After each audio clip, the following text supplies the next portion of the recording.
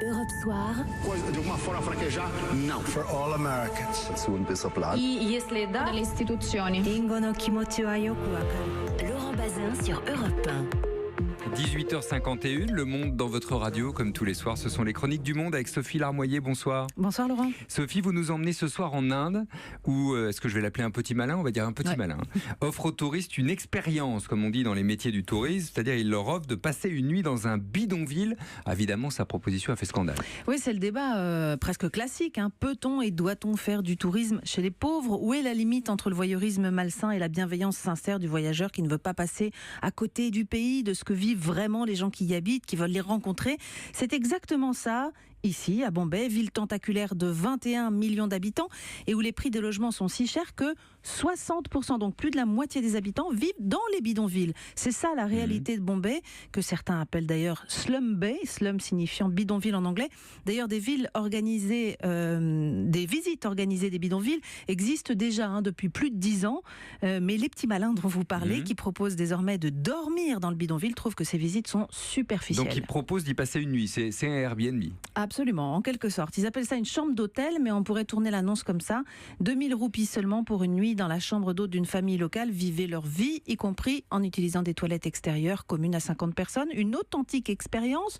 Donc 2000 roupies, ça fait 25 €. La chambre est chez un Indien qui s'appelle Ravi Sansi, ou plutôt juste à côté de la pièce dans laquelle vit toute sa famille, 17 personnes. Dans la chambre allouée, il y a juste la place pour un matelas neuf, précise-t-il, et au mur un écran plat et un climatiseur. Donc là, en l'occurrence, 2 avantages luxueux inexistants ailleurs dans le bidonville. Et donc une nuit sur place, c'est censé vous permettre de rencontrer les habitants du quartier, c'est ça? Au moins la famille d'accueil avec qui l'hôte est invité à partager ses repas s'il le souhaite, même si, à part Ravi, apparemment personne ne parle trop anglais dans la famille. Mais c'est pas grave, explique David Bijl. Lui, c'est un Néerlandais qui travaille dans l'ONG qui emploie Ravi, et c'est lui qui a eu cette idée de chambre d'hôte. Pour avoir travaillé dans de nombreux bidonvilles, il affirme que c'est positif pour tout le monde quand quelqu'un d'étranger au quartier s'intéresse à la vie des habitants. C'est l'occasion d'échanges. Ravi, cet Indien, dit que sa famille est prête aussi à changer ses habitudes, en accueillant des couples non mariés, par exemple, ou en fermant les yeux si les autres oublient d'enlever leurs chaussures à l'intérieur. Les 2000 roupies, 25 €, vont intégralement à la famille, évidemment. Ils ont fait une page Facebook avec plein de photos, y compris les toilettes collectives, pas très engageantes, je vous avoue. Déjà, d'autres familles du bidonville sont partantes pour recevoir des invités étrangers, et le débat reste entier. Ouais. 25 €, ça fait combien pour un Indien? Ça fait quoi, un mois de salaire? Je vous avoue quelque chose comme ça. Je n'en sais rien, mais c'est une somme vraiment importante. Ça me semble très important, 25 €. Merci beaucoup, Sophie Larmoyer.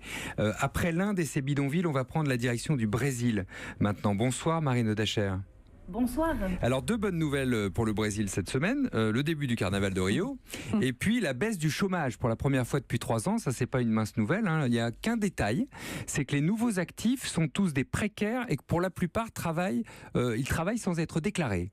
Oui, pour la première fois au Brésil, ce qu'on appelle ici le secteur informel vient de dépasser en nombre la population active déclarée. Alors pour comprendre ce dont on parle, voici l'exemple d'Eduardo. L'été dernier, ce père de 2 enfants est licencié. Pendant plusieurs mois, il envoie des CV mais ne passe aucun entretien. Il a touché son chômage et à 42 ans, il a finalement rangé au placard sa carteira de trabalho, c'est-à-dire sa carte de travail, ce petit livret que les employeurs signent en début de contrat. Ils sont précisés le salaire, la fonction. Il donne aussi droit à un 13e mois, à un congé maladie en cas de besoin et plus tard à une retraite.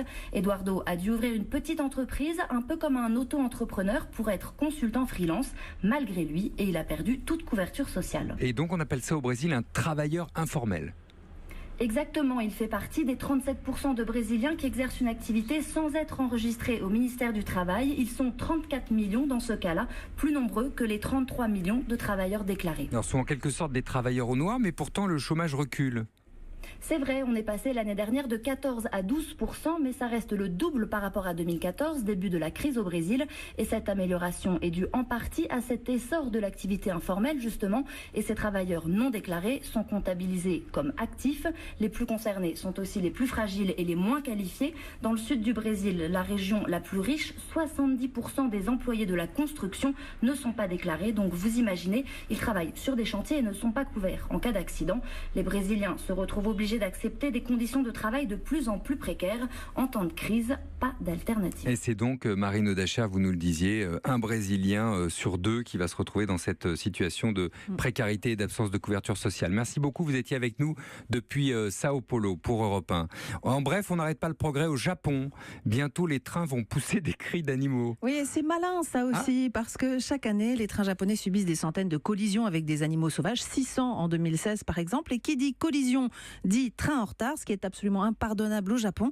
Et donc, des chercheurs ont eu l'idée de diffuser depuis les locomotives des cris d'alerte de cerfs ou des aboiements de chiens, histoire de prévenir de l'arrivée du train. Et ça marche, donc un déploiement des locomotives hurlantes est envisagé sur l'ensemble du réseau ferré au cours de l'année qui vient. Voici le train qui beugle donc. Merci beaucoup pour cette petite escapade au Japon après le Brésil donc et l'Inde aujourd'hui. Sophie Larmoyer. À demain. À demain.